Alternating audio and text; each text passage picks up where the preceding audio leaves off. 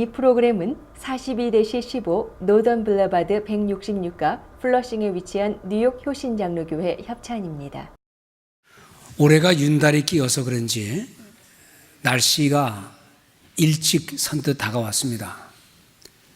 가을 추수절기에 말씀을 볼까 생각하는데 보니까 벌써 추석도 지나고 열매를 벌써 거두는 시기가 되어서 말씀을 보다가 우리 모든 인생은 어떤 상황에서도 어떤 시기에서도 씨앗을 뿌리는, 그리고 언젠가는 누구도 예외 없이 하나님 앞에서 그 뿌린 씨앗의 열매를 거둘, 누구도 예외 없는 인생을 그렇게 사는데 그 소중한 세월, 나는 뿌릴 씨가 없습니다 말할 사람 아무도 없어요. 감사의 고백의 씨앗, 고마운 눈물의 씨앗, 마음을 드리는 그 좋은 씨앗들을 뿌릴 기회가 얼마나 많은데 혹시 나는 뿔 게 없습니다 말하면서 그냥 육신대로 사는 그런 우리의 모습은 아닌지 생각해 보면서 언젠가 우리가 뿌린 만큼 거두게 하실 하나님 앞에서 지금 나는 무슨 씨앗을 뿌리고 있는가? 어떤 녀석이 인류 대학을 딱 목표로 세워놓고 난 이 대학 갑니다. 그리고 하는 일은 매일 TV나 보고 놀기나 하고 장난이나 치고 그러면 부모 그럴 겁니다. 이놈아, 네가 써놓은 목표에 씨앗을 뿌려야지. 공부를 해야지. 책을 봐야지. 너는 어떻게 그 대학 들어간다는 목표만 세우고 공부는 안 하느냐? 당연히 부모 그렇게 말하죠. 오늘 우리는 장차 만날 하나님 앞에 우리의 삶을 결산한 그 주님과의 관계 속에서 아름다운 열매를 거두기 위해 나는 지금 무슨 씨앗을 뿌리고 있는가? 이 늙은 나이에 못 뿌릴 게 뭐 있느냐? 말씀하지 마세요. 인생은 항상 그 시절에 맞게, 그 상황에 맞게 뿌릴 씨가 있다는 겁니다. 지난날 후회한 삶을 살았다 할지라도, 지난날 범죄한 삶을 살았다 할지라도 돌이키면 우리는 젊습니다. 그리고는 봄입니다. 그리고 언젠가 거둘 열매를 바라보면서 씨를 뿌리는 성실한 농부의 삶으로 살아야 할 줄 믿습니다. 우리는 살다 보면 큰 소리로 깔깔대고 웃고 박장대소할 때도 없지 않아 있겠지만 대부분 우리는 마음 아파하는 경우들을 많이 경험합니다. 눈물을 흘립니다. 울고 싶은 또는 울지 않으면 안 되는 그러한 속상한 경우들을 당하면서 우리는 눈물을 흘려본 적이 없다라고 말하는 사람은 아무도 없을 겁니다. 요즘처럼 각박하고 어려운 시기에 절대로 울면 안 된다라고 마음으로 결심을 한다 할지라도 우리는 내 인생의 주인이 내가 아니라는 사실을 깨닫고 내 마음대로 되는 것 아니라는 사실을 깨닫고 그리고 내가 행하는 범죄 때문에 후회 눈물을 흘리고 또는 불쌍한 이웃을 바라보면서 눈물을 흘리고 그리고 구원받은 은혜에 대하여 깊이 생각하면 그것도 눈물 나는 일이고 얼마나 많은 눈물을 흘리는 일들이 많은가.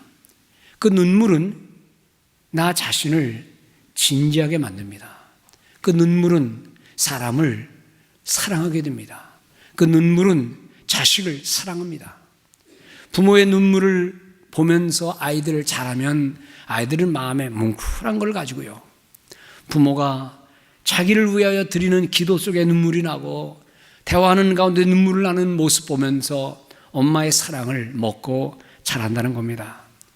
눈물 없는 사람, 눈물을 모르는 사람 아무도 없습니다. 이 설교를 준비하면서 제가 인터넷에 들어가서 눈물의 종류를 눈물의 종류하고 쳐보니까요. 정말 굉장히 많은 눈물이 있더라고요. 보니까 슬픔의 눈물, 기쁨의 눈물, 분노의 눈물, 감격의 눈물, 절망의 눈물, 원망, 감사와 은혜의 눈물, 악어의 눈물, 비둘기 눈물, 사나이 눈물, 여인의 눈물, 목포의 눈물, 사랑의 눈물. 목포는 왜 나오는지 모르겠어요. 유행가 가사를 딱 제목을 쳐보니까요, 유행가 가사의 주제가 뭐냐? 이런 가사예요. 유행가 노래 가사는 사랑과 이별, 눈물 이로구나. 그게 노래더라고요, 보니까. 누가 불렀는지 모르겠어요. 오늘 우리가 생각하는 눈물은 씨를 뿌리면서 흘리는 눈물이라고 말했어요. 성경의 의미를 앞뒤를 모르는 사람은 왜 씨를 뿌리면서 눈물을 흘려? 억지로 씨를 뿌리라고 해서 억지로 하는 건가? 혹시 씨를 뿌리는데 바람에 다 날아가니까 이거 헛고생하는 줄 알고 눈물이 나는 건가? 왜 씨를 뿌리면서 눈물이 나나? 그런데 이 시편의 제목은 성전에 올라가면서 부르는 노래입니다. 그러면 성전에 올라가면서 왜 눈물을 흘리느냐? 왜 감격의 눈물인지 슬픔의 눈물인지 탄식의 눈물인지 이게 무슨 눈물이냐? 그들은 성전에 올라가면서 성전에 올라갈 수 없는, 아무런 자격도 없는, 망한 나라에서 더 이상 희망도 없는, 그런데 자기들을 성전을 향해 가게 하신 하나님의 손길, 긴 세월 바벨론 땅에서 다 포로대에 잡혀갔어요. 나라는 흩어졌어요. 망가졌어요. 임금은 눈이 뽑혀서 질질 쇠사슬에 끌려갔어요. 백성은 다 뿔뿔이 흩어졌어요. 선민? 무슨 얼어 죽을 선민이냐? 하나님 어디 계시냐? 똑똑한 사람들이라면 이건 있을 수 없는 일이 벌어졌어요. 자기네들이 지은 죄는 생각하지도 않고 하나님을 향한 열심이 없었던 걸 생각하지 않고 역사를 돌이켜볼 때 하나님이 자기 민족을 흩어버렸어요. 바벨론의 그 무시무시한 대국. 여러분들 옛날 고대의 지도를 보면 만약에 바벨론이 이만큼 하다 그러면 이스라엘은 요만한 나라입니다. 땅도 민족도 없어요. 그러면 이런 나라에 핵무기라도 있느냐? 그때는 없었어요. 있는 건 뭐냐? 그들은 예배하는 백성입니다. 군대 조직도 없어요. 군대가 들어오면 당하는 것밖에 없어요. 오죽하면 여리고 침략하러, 여리고를 점령하러 갈 때에 그들은 가지고 있는 것은 그저 집기들 가지고 큰 소리 빵빵 나는 그런 걸 가지고 성을 함락시킨 거 아닙니까? 그러니 힘도 없고 백도 없고 능력도 군대도 없는 백성들이 그만 바벨론이라는 거대한 나라에 다 먹혀버린 거예요. 그러면 독립운동을 해야 될 거 아닙니까? 뭘 싸워야 될 거 아닙니까? 희망이 없는 거예요. 그들은 포기했어요. 다 뿔뿔이 터졌습니다. 그 희망 없는 그런 곳에서 그런데 기적이 나오는 거예요. 고레스라는 사이프러스 왕 때에 이 고레스 왕이 칙령을 내리더니 에딕트를 내려서 모든 민족들은 각기 자기 나라 땅으로 가라. 이 한마디에 이스라엘은 어안이 벙벙했습니다. 있을 수 없는 일이 생긴 거예요. 상상도 하지 않은 일이 생긴 거예요. 아무런 희망 없이 흩어져서 빼앗긴 주권, 힘없는 백성, 노예 생활, 종살이 생활, 나그네 생활, 타향살이, 민족 정신 그런 거 없어요. 다 뿔뿔이 터져서 살던, 눈물 흘리며 살던 그들에게 한 임금의 칙령이 내려서 각기 자기 고향으로 가라. 이 말 한마디에 그들은 꿈꾸는 것 같은 생각을 하게 된 겁니다. 여기 126편 1절에 보면은요, 시온의 포로를 돌리실 때에, 시온의 포로를 돌리실 때에, 예루살렘에서 잡혀온 그 모든 민족들을 하나님이 은총으로 다시 돌려주실 때에 그들은 꿈을 꾸는 것 같았다. 여러분들 살다 보면 꿈꾸는 것 같은 일들이 벌어지죠. 믿었던 남편이 편안한 세상을 떠나버리고, 하나밖에 없는 자식이 먼저 세상을 떠나고, 잘 될 줄 알고 벌려놓은 사업이 어떤 역풍에 맞아서 그만 쓰러짐을 당하고, 믿은 것은 내 육신 하나인데 이 몸에 질병이 발견될 때에 여러분, 그것은 다 꿈꾸는 거예요. 아마 우리 원로 목사님도 1990년대에 이 교회가 폭파됐을 때에 이게 꿈이냐 생시냐 그랬을 것 같아요. 인생은 다 살다 보면 꿈인 것 같은 생각할 때가 있습니다. 목회하다가 생각지도 않은 어려움에 당하니 이거 내 꿈꾸는 거 아니야? 뭐 이런 일이 다 있어. 저도 개인적으로 우리 애들 데리고 한국에 1987년도 나갔는데 뭐 1, 2년 지나면서 아이들이 좀 스트레스는 받긴 했겠죠. 공부 따라가느냐고. 뭐 새벽 기도 시간에 제가 간증한 것이지만 어느 날 보니까 이렇게 돼가지고 유명한 미국에서 내과 의사 이것만 전문한 병원에 가서 체크를 해봤어요. 목사님, 이게 웬일입니까? 내가 이 갑상선 전문입니다. 그런데 나는 이 갑상선 수치가 이렇게 높은 사람을 못 봤습니다. 얘가 중학생 아닙니까? 와, 자기 의사 생활 속에 이렇게 높은 갑상선 수치는 처음 봤다는 거예요. 그러면서 저한테 그럽니다. 앉으세요. 그러나 고칠 수 있습니다. 두 가지입니다. 하나는 당장 수술해야 됩니다. 그런데 수술하면 이 아이는 아기를 못 낳습니다. 그건 각오하세요. 두 번째는 약을 먹이세요. 그런데 평생 먹어야 됩니다.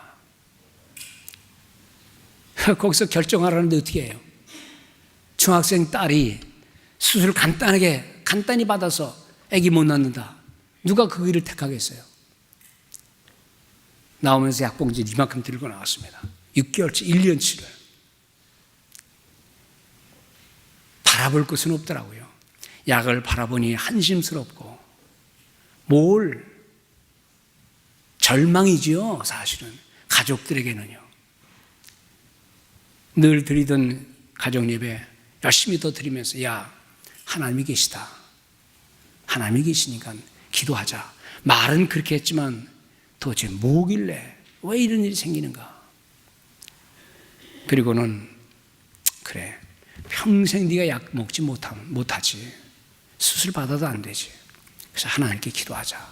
그리고 그냥 그 많은 봉지를 치워버렸어요. 과정의 긴 얘기는 다 생략할 필요 있습니다. 왜냐하면 결혼해서 아기 낳고 잘 사니까요.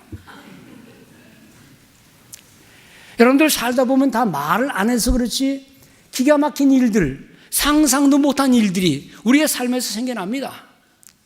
그럴 때 우리가 느껴야 될 것은, 우리가 가져야 될 마음은, 그런 눈앞에 보이는 상황과 관계없이 먼 미래를 바라보면서 하나님의 귀한 사역과 하나님 앞에 헌신할 것을 생각하면서 하나님, 이 일을 해야 됩니다. 주님 받아주십시오. 주님 고쳐주십시오.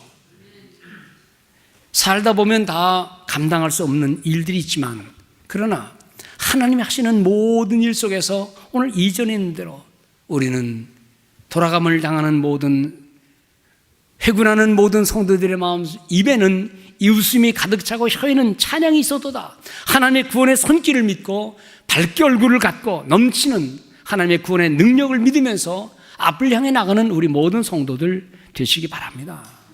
오늘 3절에 보면 모든 열방 중에서 이를 보며 말하기를 하나님이 큰 일을 행하셨구나. 우리의 모든 삶을 통해서 하나님이 하시는 거로구나. 중간중간의 과정에는 눈물도 탄식도 속상함도 있지만, 그러나 뒤를 멀리를 내다볼 때 하나님이 하시는 거로구나 느끼면서 여러분들 눈에 보이는 모습대로만 살지 마시기를 바랍니다. 어떤 철학자가 말한 대로 눈은 악한 증인이래요. 사실 눈은 증인이에요. 눈에 보이는 대로 사람을 판단하니까요. 그런데 눈에 보이는 대로 판단하기 때문에 신앙은 없어지는 겁니다. 그래서 말하기를 눈은 나쁜 증인이다. 왜냐하면 눈에 보이는 대로 생각하고 눈에 보이는 대로 행동하니까. 그러나 눈에 보이지 않는 하나님의 손길, 하나님의 역사하실 미래를 바라보면서 앞을 향해 나갈 때에 우리는 앞을 예견 다 할 수는 없지만 주님이 하시는 모든 일 속에 자비로움을 깨닫게 되고 우리의 연약함을 깨닫게 되고 하나님의 전능하심만 믿고 나갈 때 하나님은 인생의 좋은 열매를 거두게 하실 줄로 믿습니다. 예레미야 29장 10절에 보면 이렇게 말씀합니다. 여호와께서 이와 같이 말씀하시니라. 바벨론에서 70년이 차면 내가 너희를 돌보고 나의 선한 말을 너희에게 성취하여 너희를 이곳에 돌아오게 하리라. 이거는요 훨씬 전에 있었던 얘기예요. 근데 선지자가 이 말을 할 때 백성들은 알지 못했습니다. 잡혀갈 때도 이 말을 생각하지 못했어요. 이전에 이미 하나님께서는 하나님의 귀한 뜻, 하나님의 전능을 알게 하시려고, 인생에 연약한 것을 깨닫게 하시려고 너희들 잡혀갈 것이다. 그러나 70년 만에 돌아올 것이다. 이 말을 할 그 당시에 아무도 이것을 예상하지 못했지만 뭐 선지자가 하는 말 무시하면 그만이죠. 그때의 시드기야 왕 임금은 이 말을 하는 선지자가 미워서 이 선지자를 죽이려고 그랬어요. 뭐 선지자가 칼이 있습니까? 총이 있습니까? 무슨 힘이 있습니까? 말만 할 뿐이죠. 임금이 예레미야를 잡아서 죽이려고 아예 물 없는 구덩이에 가둬버렸어요. 물론 나중에 다시 살아났습니다. 살아남는 것은 하나님 말씀인데 자기 마음에 안 맞는 말을 한다고 그를 죽여버리려고 그런 거예요. 오늘 우리들이 살면서 높여야 될 것은, 마음에 간직해야 할 것은 하나님의 말씀입니다. 그 말씀이 비록 내 마음에 안 드는 것 같고 그 말씀을 내가 잘 이해하지 못하는 것 같아도 오늘 이스라엘 백성들이 선지자를 통하여 예언된 말씀을 기억해야만 했었듯이 오늘 우리는 어떤 상황에서도 상황 보고 사람 판단하지 말고 상황 보고 절망하지 말고 그 상황의 배후에 있을 하나님의 섭리를 바라보면서 믿음 따라 살아가는 우리 모든 성도 되시기를 바랍니다. 여기 4절에 뭐라는지 아세요? 여호와여 우리의 포로를 남방 시내 들같이 하소서. 시냇물처럼 되게 하소서. Streams of Negev라고 했어요. 네게브. 원래 네게브는요 사막이에요. 사막에 흐르는 물처럼 하게 하소서. 이게 무슨 말입니까? 사막은 바짝 마르는 곳이고 물도 없는 곳인데 왜 이 시편의 기자는 사막에 물처럼 우리를 돌려보내소서. 사막에는 희망이 없어요. 아무것도 안 자랍니다. 그런데 이상한 것은요 어떤 때가 되면 갑자기 하늘에서 비가 내려서 그 사막이 그만 시냇물이 돼버리는 거예요. 그러면 그때는 꽃이 핍니다. 나무도 자랍니다. 사막이기 때문에 다 피하고 사막이니까 아무런 희망 없다고 탄식할지 모르지만 때가 되니까요 하나님이 그 사막에 폭포수 같은 물을 내려주심으로 사막에 꽃이 피고 물이 흐르는 거예요. 이 장면을 상상하고 있는 이 시편의 기자는 하나님 우리의 포로를 마치 네게브의 사막에 물이 흐르듯이 하게 하옵소서. 미래를 바라보는 성도, 지금 절망과 낙심이 있다 할지라도 내일을 희망하면서 기도하고 하나님 앞에 선한 일을 쌓으면 하나님 우리의 미래를 책임져 주신다는 거예요. 그런데요 재미있는 것은 여기 우리의 포로를 할 때 영어에 captive라고 했는데 어떤 원문에는 our fortune 그랬어요. 우리의 운명을, 우리의 행운을, 우리의 미래를 our fortune, 우리의 운명을 네게브에 물 흐르듯이 하옵소서. 인간의 운명은 얼마나 험악합니까? 얼마나 연약합니까? 인간이 가지고 있는 운명이라는 것은 그저 별거 아니지만은 그런데 거기에 실망하지 않고 폭포수 같은 하나님의 은혜가 내려서 그 네게브의 사막이 물이 흐르듯이 우리의 운명을 딱딱하고 메마른 우리의 형편없는 우리의 운명을 생명샘 흐르는 축복의 땅으로 바꿔 주옵소서. 이미 그렇게 하신 거예요. 성전에 올라가면서 먼 옛날 그 형편없었던 우리의 모습들 70년 동안 노예 생활하면서 상상도 못하던 일들이 우리 앞에 전개될 때에 하나님이여 남아있는 백성들, 남아있는 포로들, 우리의 여전한 어려움 일들을 네게브의 사막에 흐르는 물처럼 하게 해 주시옵소서. 우리 모든 성도들 기도하는 건 그겁니다. 사막과 같은 우리의 심령들, 아무것도 열매 없을 우리의 연약한 모습들, 그런데 하나님이 은혜의 폭포수를 주시면 그곳에서도 샘이 되고 꽃이 피고 나무가 열매를 맺는 놀라운 역사가 있다는 겁니다. 남방 지역의 신하들 희망 없어 보이지만은요, 우리의 삶도 그렇죠. 희망 없어 보이는 우리의 자녀들, 앞이 안 보이는 우리의 현실들, 그것을 눈으로 보는 대로 판단하지 말고 하나님 은혜를 주십시오. 하나님 변하게 해주십시오. 하나님의 능력을 체험하게 해주십시오. 그렇게 함으로써 하나님께서 주시는 은혜의 단비 가운데 좋은 열매를 맺는 성도들 되시기 바랍니다. 이거와 거꾸로 된 표현, 같은 의도지만 반대 표현이 뭐는 거 아니에요. 전도서 11장 1절에 보면 그런 말씀이 있어요. 내 식물을 물 위에 던져라. 그리하면 여러 날 후에 도로 얻을 것이니라. 내 식물을, 물이 있는데 물 위에 식물을, 물 위에 씨앗을 던져요? 던지면 안 되죠. 물 위에 씨앗을 던지면 마른 땅에 던져야죠. 그런데요,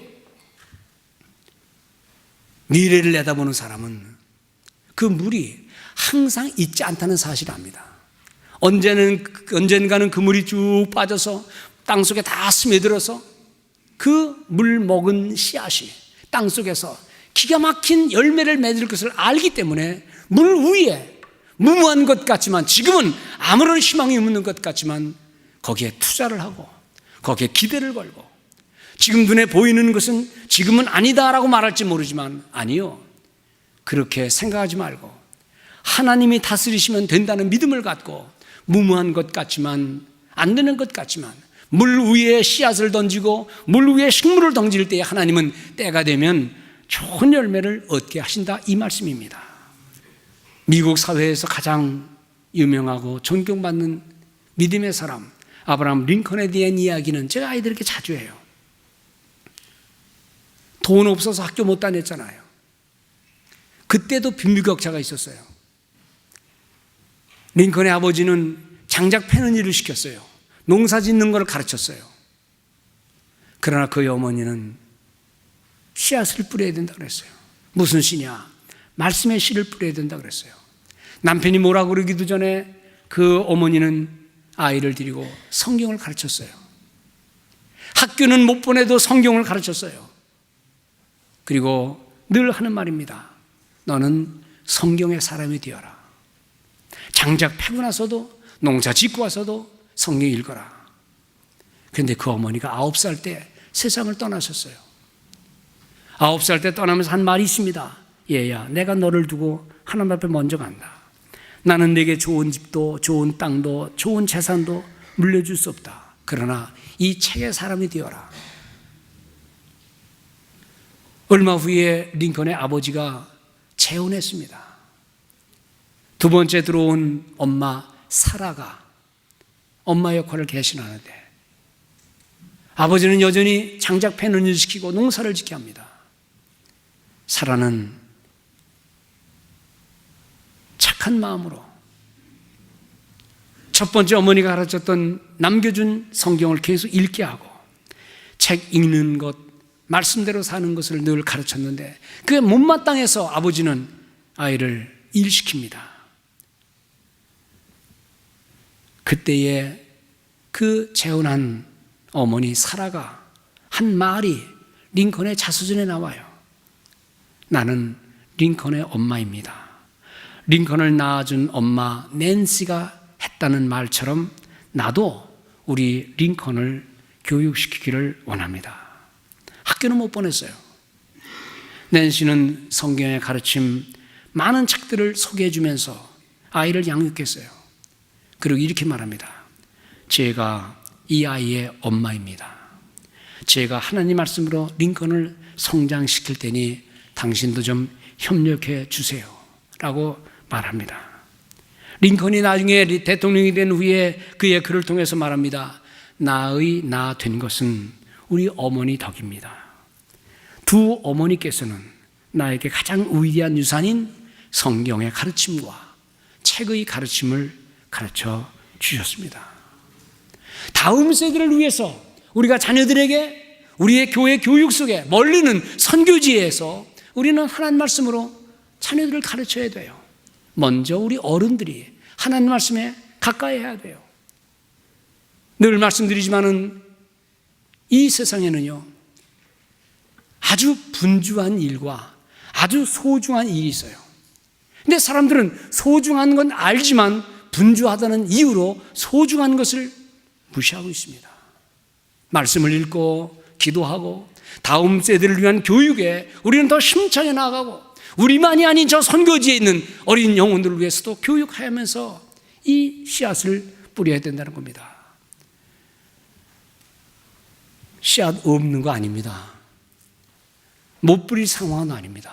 어떤 상황에도 굴하지 말고, 지금 물이 꽉 찬 그 들판에도 물은 언젠가 빠질 것을 상상하면서 씨를 뿌리면 되는 것이고, 사막인 것 같아도 일단 씨를 뿌려놓으면 언젠가 비가 내리면 옥토로 변할 걸 생각하면서 씨를 뿌리는 겁니다. 상황을 너무 염두에 두지 말고, 중요한 것은 하나님 말씀입니다. 말씀의 씨앗을 뿌리고 사랑하고 이해하고 헌신하고 희생하면서 우리의 삶을 그렇게 살다 보면, 나중에 우리의 삶을 이렇게 멀리 뒤돌아보면, 아, 하나님이 이루셨구나 하는 고백을 하게 될 줄로 믿습니다. 갈라디아 6장 7절에 말하죠. 스스로 속이지 마라. 하나님은 만홀히 여김을 받지 아니한다. 사람이 무엇으로 심든지 그대로 거두리라. 좋은 열매를 거두기를 원하는 것은 우리 모든 인생의 목표입니다. 문제는 지금 일하는 상황에서 항상 믿음의 씨앗을 뿌리고 기도의 눈물의 씨앗을 뿌리고 헌신과 희생의 씨앗을 뿌리면서 하나님 장차 거두실 그 나라를 바라보면서 믿음의 길을 가면서 구원받은 성도의 감사의 씨앗, 고마운 은총의 씨앗 받았는데 누리다가 나누어주고 복음의 씨앗을 우리 마음속에 담아두어서 이 복음의 씨앗을 만나는 모든 사람들에게 나눠주는 복된 성도 되시기를 주님의 이름으로 축원을 드립니다.